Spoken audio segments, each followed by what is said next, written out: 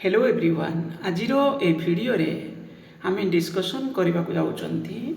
आमर SSP lecture recruitment post विषय रे वैकेंसी विषय रे केस विषय रे ता सहित मुझे आगु केते सारे वीडियो रे कही जो होची आमर हायर एजुकेशन डिपार्टमेंट अंडर रे बहुत सारे पोस्ट एबे टीचिंग हो कि नॉन टीचिंग पोस्ट वैकेंसी अच्छी आपण माने जानी तो किंतु आमर हायर एजुकेशन डिपार्टमेंट वर्तमान सुधा कौन सी गोटे नुआ रिक्रुटमेंट आनिबारे नहीं खाली स्टेटमेंट आमर जो मिनिस्टर जिते सरकार को से आसी नथिले सेतेबेले भी स्टेटमेंट आम शुणी देखी जे एटा हवा दरकार सेटा हवा दरकार किंतु परे मिनिस्टर हैला परे भी आज माननीय मंत्री वर्तमान तांकर कौन कर विषय किसी किसी सेमती पब्लिक स्टेटमेंट किसी या विषय ना ता सहित पुणी अलग माने यूनिवर्सिटी ब्रांच से किसी सेमती बड़ धरणर पदक्षेप नवा जे पोस्ट शीघ्र फिलअप कर कौन कर से भली किसी देखा मिलू ना ये हूँ आपंकर सब्जेक्ट वाइज वैकेंसी आमर एडेड कॉलेज ब्रांच रे एडेड कॉलेज ब्रांच रे मीन्स आपंकर एसएसपी सैंक्शन पोस्ट टोटाली पूरे 7110 टा सेति मध्यरु आपणकर 1999 पोस्ट एबे सुधा वैकेंसी अच्छी बोली एठी लिखा अछि किंतु हायर एजुकेशन डिपार्टमेंट कहवा कथा एथिर 1999 में 1689 टा पोस्ट होची वैकेंसी अच्छी बाकी 300 फैकल्टी से माने जूनियर कॉलेज बा +2 ब्रांच रे पढ़ाउछन्ती ओके ता माने एठी आपणकर 1689 2025 रो शेष सुधा ये वैकेंसी एभली तो कहया गले हमर एडेड कॉलेज रे जो भी फैकल्टी अच्छी से माने +2 ब्रांच रे भी पढ़ाउछन्ती ता सहित माने +3 ब्रांच रे ता सहित +2 ब्रांच रे पढ़ाउछन्ती माने डिग्री कॉलेज ब्रांच रे पढ़ाउछन्ती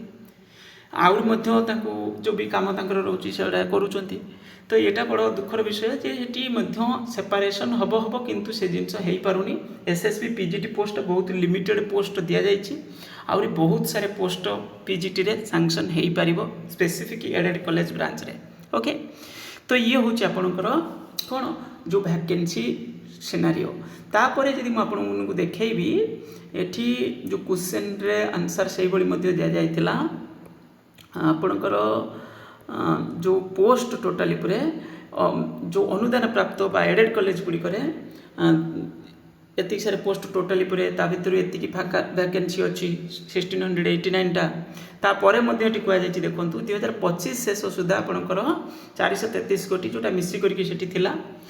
26-27 शेष सुधा से 375 प्लस 294 तो ये पोस्ट भी आगु गोटे गोटे वैकेंसी ये गोटे बड़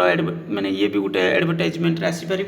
एत सारे पोस्ट ताने 2027 पुणी गोटे एडवर्टाइजमेंट जदि भी सरी जाऊँगी फिलअप कर दि जाऊँगी पोस्ट को 2027 भी गोटे बड़ वैकेंसी हो चिंता करूँ तो गवर्नमेंट सबू जानी हायर एजुकेशन डिपार्टमेंट रे जो भी ऑफिशियल काम कर सबू जानी बस गोटे आंसर कौन वर्तमान दि जाऊँगी अपडेट आउ कि दि जाऊनी वर्तमान खाली माने जदि विधानसभा क्वेश्चन पचरा जाऊँगी